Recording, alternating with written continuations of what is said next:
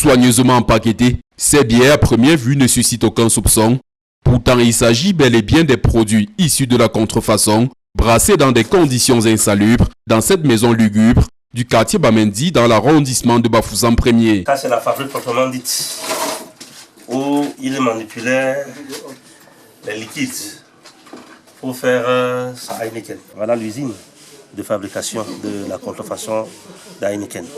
Ce produit était consommé dans des grands milieux dont on ne peut pas citer et fait par cet individu. Suite à la perquisition des éléments du commissariat central de Bafoussam, dans ce taudis, des milliers de bouteilles ont été saisies, ainsi que le dispositif qui permettait de produire cette bière dont le goût du contenu n'avait rien à voir avec le contenant. Dans ces auditions, on aurait déclaré que c'est de la bière, en fait, marque Castel, qu'il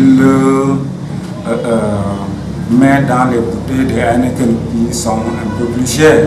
Dans cette version de Heineken revue et corrigée, seraient ajoutées des urines, des écorces et d'autres produits toxiques. La perquisition sur le lieu nous a permis également de découvrir certaines substances qui ne sont pas du tout bonnes pour la consommation humaine. Le démantèlement de cette usine artisanale de boissons alcoolisées frelatées est l'aboutissement d'une enquête ouverte après les plaintes d'un patron de boîte de nuit qui ne cessait d'être acculé par ses clients. Un honorable correspondant nous a informé de ce qu'il y aurait quelqu'un dans la ville qui se livre à la contrefaçon de boissons Heineken.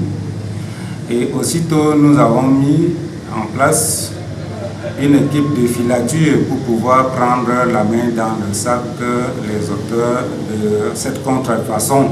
Âgé de 65 ans, l'homme au cœur de cette activité illicite, un déplacé interne, a été mis aux arrêts, ainsi qu'un de ses principaux clients. Qu'est-ce qui vous a motivé à faire ça? La hongrie.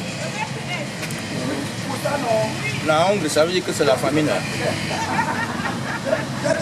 Et vous travaillez à combien dans l'usine là? Now only you want to do all these things? Yes, pa. Ils seront présentés devant les autorités judiciaires compétentes.